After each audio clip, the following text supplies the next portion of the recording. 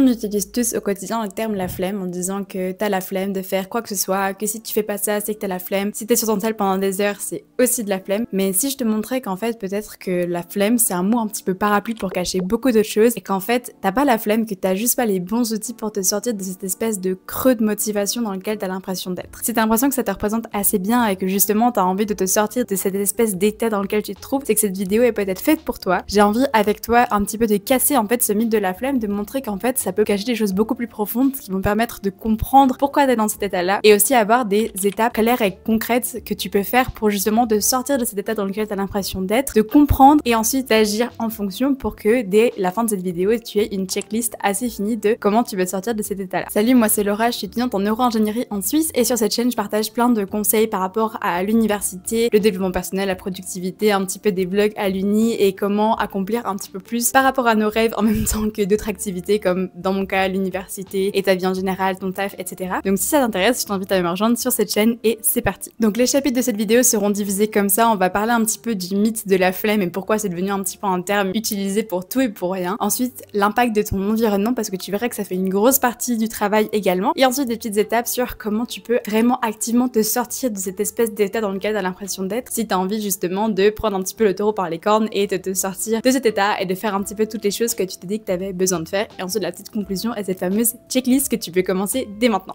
On imagine vraiment la flemme comme un manque de motivation, un manque d'envie de faire certaines choses, avoir rien envie de faire d'autre que d'être dans son lit, de traîner un petit peu en pyjama, etc. Mais la flemme, ça peut aussi être la répercussion d'un état de stress, de surcharge mentale également. Si on a l'impression qu'on est extrêmement stressé par une tâche, la flemme peut aussi se manifester par ça, parce qu'en fait on utilise de la flemme pour décrire un manque de motivation, mais il faut comprendre aussi d'où ce manque de motivation vient. Et justement, une tâche par exemple extrêmement stressante ou des deadlines ou quelque chose qui te met dans un état justement où tu ne te sens pas bien peut faire que tu te sens complètement bloqué et en fait tu vas te retrouver à faire des choses vraiment basiques comme scroller sur ton tel pendant des heures ou regarder une série toute la journée pour ne pas avoir en fait à penser à ces choses-là qui te font peur. Tu vas occuper ton esprit parce que généralement quand on a la flemme, bah soit on dort, soit on regarde son tel, soit on regarde une série, soit on fait tout sauf ça, mais à la fois on n'est pas souvent posé justement à réfléchir, posé avec nos idées, à se demander comment on se sent et ça c'est un petit peu la clé justement qui montre que c'est pas forcément un manque de motivation, c'est pas forcément qu'on a un peu cet état d'apathie, mais c'est vraiment que on se remplit l'esprit pour ne pas avoir à penser non plus à ce qu'on doit penser. Donc par exemple une tâche à faire, ça peut être un rendu, ça peut être une deadline, ça peut être n'importe quoi, ranger ta chambre qui est en bordel depuis des mois, n'importe quoi qui toi te stresse. Et en fait il faut essayer de comprendre la source du problème et pourquoi tu as la flemme de faire certaines choses, parce que peut-être justement comme je viens de le dire, c'est pas forcément de la flemme, mais ça peut être un sentiment de démotivation par rapport à ta surcharge de travail. Vraiment ça peut être un sentiment de stress par rapport à ta surcharge de travail, par rapport à la tâche qui t'attend et par rapport à ce que tu dois faire. Et c'est hyper important de déconstruire un petit peu ce concept-là que c'est juste parce que t'as un manque de motivation, t'es pas quelqu'un d'entreprenant, t'es pas quelqu'un de motivé quoi que ce soit, parce que c'est pas vrai, et justement de te concentrer sur le pourquoi du comment pour traiter un petit peu ce problème à la source. Si t'es quelqu'un de perfectionniste aussi, ça peut être justement de se dire que une tâche tu la feras jamais aussi bien que ce que t'as envie de faire, etc.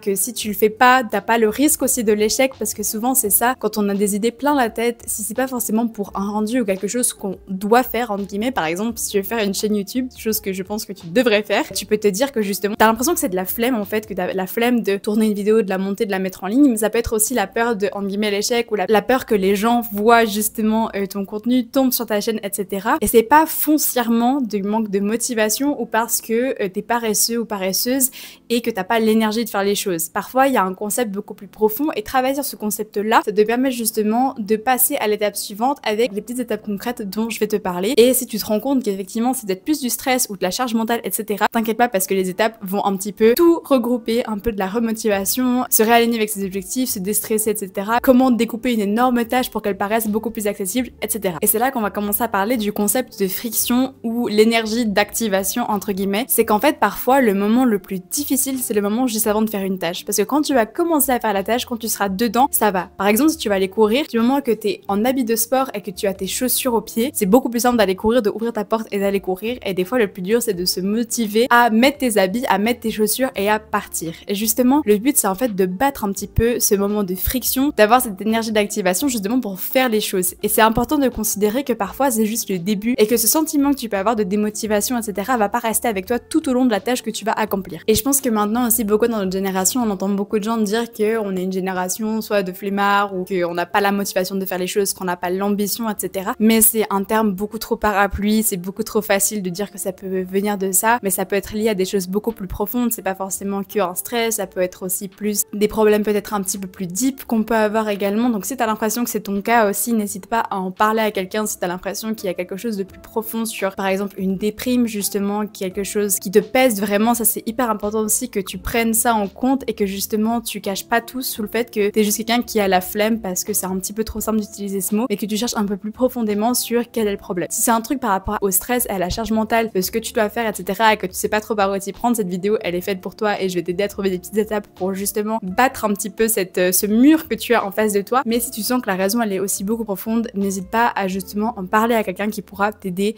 quelqu'un de formé qui pourra justement t'aider à passer cette étape, parce que justement se cacher derrière le mot flemme c'est pas forcément toujours la bonne solution. Maintenant dans ce chapitre j'ai envie de parler un petit peu de l'environnement dans lequel tu te trouves, parce que parfois l'environnement ça reflète beaucoup l'état d'esprit dans lequel tu es. Par exemple, si ta chambre est complètement remplie, en désordre, etc., peut-être que ton esprit l'est aussi, et peut-être que ça va aussi impacter ta motivation. Par exemple, si sur ton bureau tu as des piles et des piles et des piles de choses, de vêtements, de livres, etc., et que tu n'as pas la place d'y travailler, tu auras beaucoup moins la motivation de te mettre à ton bureau et de faire des choses, alors que si ton espace est tout propre et tout rangé, ce sera beaucoup plus facile de t'y mettre. C'est vraiment ce concept de ranger son environnement, c'est un peu ranger son esprit, parce que ça se reflète beaucoup, et ça c'est hyper important justement que tu commences par là à te dire, si je veux faire une tâche, si j'ai quelque chose d'important à faire, que je veux me motiver, peut-être que c'est bien de prendre le temps de considérer l'environnement dans lequel tu te trouves pour justement l'adapter un petit peu mieux à ta tâche que tu dois faire, et pas te retrouver dans un environnement juste complètement bloqué. Si par exemple tu fais un petit peu toutes les étapes dont on va discuter après et que tu te retrouves à ce que le seul endroit où tu peux faire les choses c'est dans ton lit parce qu'il n'y a absolument pas d'espace ailleurs dans ta chambre, par exemple, c'est peut-être le signe qu'il faudrait peut-être commencer par justement ranger. Pas besoin de faire les à-fonds de printemps et de vraiment tout ranger en profondeur de tri, etc. Mais juste faire de l'ordre, au moins débarrasser ton bureau, que ton bureau devienne un espace un petit peu plus accueillant justement pour faire tes différentes tâches, et ensuite tu peux ranger au fur et à mesure. Et c'est comme aussi étudier, travailler, faire quoi que ce soit dans son lit, c'est pas forcément recommandé non plus, parce que ça t'empêche en fait de faire la distinction entre ton espace de travail et ton espace de repos. Même par exemple la chambre, si t'as une table à la cuisine et que chez toi c'est un peu plus calme, ou dans ton studio tu as une partie justement pas séparée parce que justement c'est un studio, mais une autre table ou quelque chose qui n'est pas ton lit par exemple, ça te permet de faire la distinction entre un espace de repos et un espace de travail. Et ton cerveau va faire un petit peu la distinction entre ces moments et savoir que si tu es dans ton lit, c'est un moment de détente où tu peux regarder quelque chose, où tu peux dormir, où tu te reposes,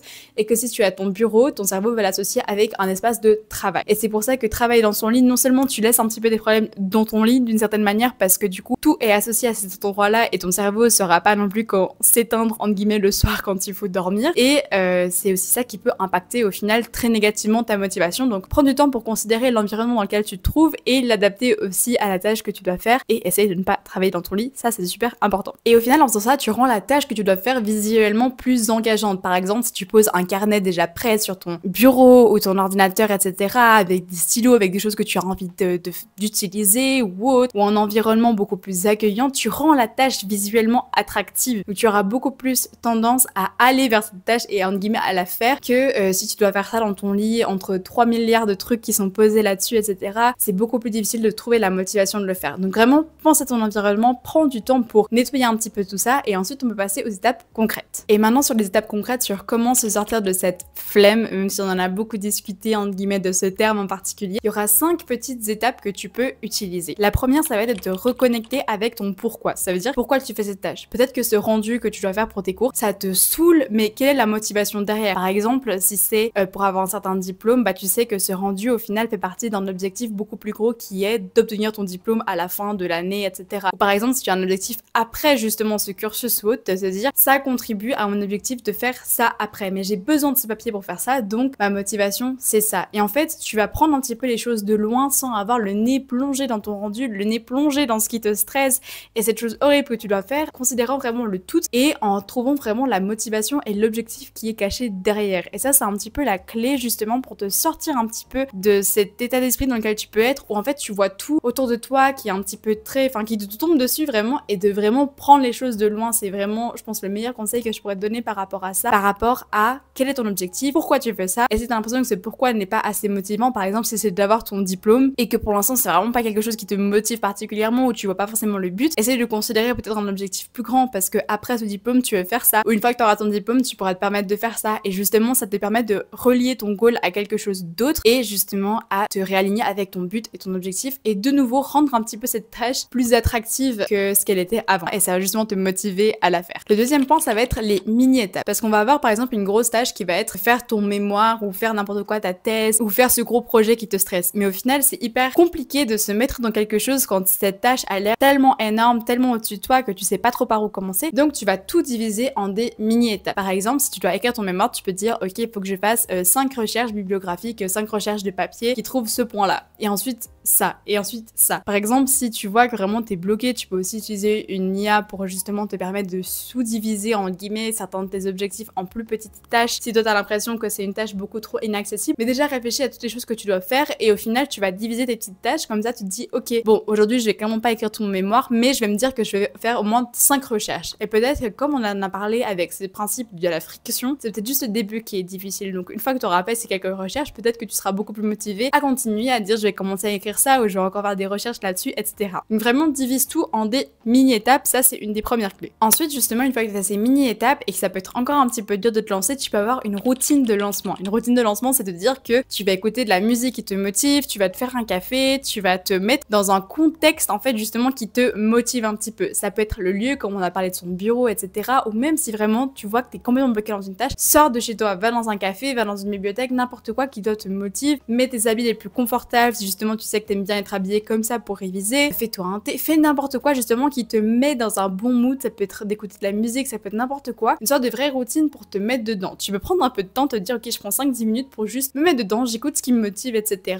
Je repense un petit peu à mes objectifs généraux, pourquoi je fais ça, etc. Ça me permet de me réaligner, de me remotiver et ensuite je m'y mets. Donc avoir une routine de lancement avec des petites étapes qui toi te correspondent, qui toi te motivent, ça peut valoir la peine de perdre en guillemets 5-10 minutes à faire cette routine de lancement si au final après t'es lancé pour travailler alors que à la place tu aurais juste rien fait. Donc trouve les choses qui toi te motivent, ça peut juste être de te dire je me fais un café, je me fais un matcha, je me fais n'importe quoi qui me plaît et justement ça me motive de me dire que je pourrais siroter mon petit café en même temps que je travaille. Ça peut être des petites motivations comme ça qui vont justement te permettre de booster un petit peu ta productivité ou en tout cas ton énergie et ta motivation au démarrage. Tu peux avoir une playlist aussi un peu de motivation pour se concentrer et ton cerveau va aussi associer ces playlists justement à de l'étude, comme par exemple certaines personnes ont la même playlist pour la course à pied et tu sais que cette playlist te motive pour aller courir parce que ces morceaux-là te donnent cette énergie-là, etc. Tu peux te trouver justement une playlist que après ton cerveau va associer au fur et à mesure avec un espace de travail parce que tu sais qu'après avoir écouté ces chansons en particulier, tu seras motivé à faire cette tâche-là. Le quatrième point qui je pense est hyper important, c'est la règle des 3 minutes. La règle des 3 minutes, c'est en gros tu te dis ok, je fais cette tâche pendant au moins 3 minutes. Si après 3 minutes, j'ai toujours pas envie, ok, je suis toujours pas motivée, j'arrête. Tu laisses en fait à ton esprit la possibilité d'une en guillemets porte ouverte de dire ok, si vraiment ça va pas, je peux arrêter et dans 3 minutes de toute façon, j'aurais pas accompli grand chose d'autre dans 3 minutes, mais dans 3 minutes,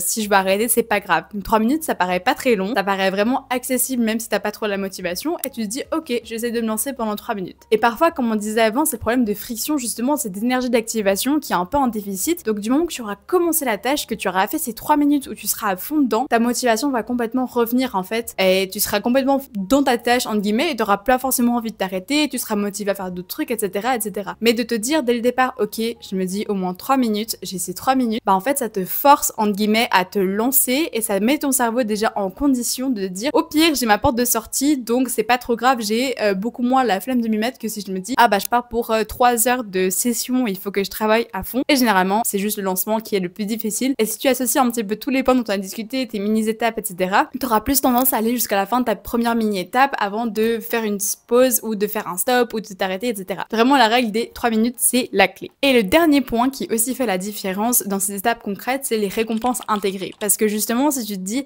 ok bon si je me mets à fond là-dedans, si vraiment je prends le temps de travailler là-dessus, je vais me boire un café, je vais regarder un épisode de cette série ce soir, je vais aller boire un café avec une copine plus tard, ou je vais aller faire ça, ou après je vais au sport, ou n'importe quoi. En fait, tu vas coupler la tâche que tu dois faire avec une récompense qui va te motiver. On fonctionne un petit peu comme ça, les humains, on a besoin justement de récompenses, ça passe par la dopamine qui en fait vient nous remotiver, c'est un petit boost justement de récompense qu'on peut avoir dans le cerveau qui en fait qu'on a la motivation de faire les choses parce que une fois qu'on fait quelque chose et qu'on obtient quelque chose en retour, c'est un petit peu ce petit boost de dopamine justement qui nous rend en guillemets heureux ou alors qui explique en fait à notre cerveau pourquoi on a fait cette tâche, qui donne un peu cette explication et qui aide à avoir cette motivation de faire les choses parce qu'on fait toujours un peu les choses pour avoir quelque chose d'autre en retour, que ce soit travailler pour avoir ton rendu, aider quelqu'un parce que tu aimes cette personne et que tu envie d'aider cette personne, n'importe quoi. Techniquement, on fait toujours les choses pour avoir quelque chose en contrepartie, même si c'est pas quelque chose d'égoïste, comme si on va donner un coup de main à un ami parce qu'on a envie d'aider. C'est pas quelque chose d'égoïste parce qu'on aide la personne, mais c'est une petite satisfaction personnelle de se dire j'ai aidé quelqu'un qui m'est cher. Il y a toujours en fait une raison un petit peu sous-jacente. Donc si tu couples ça avec une petite récompense ajoutée comme tu pourras manger ça, ou tu pourras regarder cette série là, après tu iras dehors et tu feras ça, ou tu as prévu justement d'aller manger avec des potes le soir, tu peux te dire bah ok, toute la journée je me dis que je suis à fond dedans parce que ce soir la récompense c'est que je pourrais aller profiter de ma soirée avec mes potes et j'aurais pas à penser que j'ai encore tout ça à faire, etc. Et ça des fois quand t'as aussi un peu une deadline ou genre un timer, etc., ça peut te motiver de ouf à te lancer à fond dans ta tâche et te dire jusqu'à ce moment-là il faut que je fasse le plus possible. Et c'est un peu une course entre guillemets contre toi-même sans que ce soit négatif et que tu fasses tout bâclé, mais une motivation de te dire pourquoi tu fais les choses et de te motiver à les faire justement avant ta récompense en te disant comme ça j'aurais fait le plus possible et ce soir quand je vais aller voir mes potes je serai hyper tranquille parce que je sais qu'aujourd'hui j'ai bien taffé. Donc pour la dernière petite partie de cette vidéo ça va être la checklist. Donc si tu es encore en train de regarder cette vidéo, peut-être que justement on a parlé de plein de choses, on a parlé de plein d'étapes, etc. Je vais donner une petite checklist de 5 étapes, comme ça tu peux les suivre les unes après les autres, les noter quelque part et ça va peut-être t'aider à te sortir de là. La première étape, première question à te demander, c'est est-ce que mon espace m'aide à me concentrer, m'aide à lancer la tâche que j'ai envie de lancer, m'aide à commencer. Si t'as l'impression que non, peut-être que c'est le temps de faire un tout petit peu le tri sur ton bureau, de faire un tout petit peu d'espace ou de sortir de ton lit et de te mettre ailleurs justement si t'as l'impression que ton espace ne t'aide pas. Deuxième point, c'est quelle est la mini-étape que je peux faire aujourd'hui. Dans toutes les tâches que je dois faire, quelle est la mini-chose que je peux faire? Ça peut être ranger un tiroir si ta tâche c'est en gros de ranger toute ta chambre. Ça peut être justement de faire une recherche bibliographique, une recherche de référence pour un de tes mémoires, etc. N'importe quoi. Quelle est la mini-tâche que je peux faire aujourd'hui? Quelle est la petite chose que je peux faire et que je pourrais checker à la fin de ma liste et me dire ça, c'est accompli. Le troisième point, c'est ok,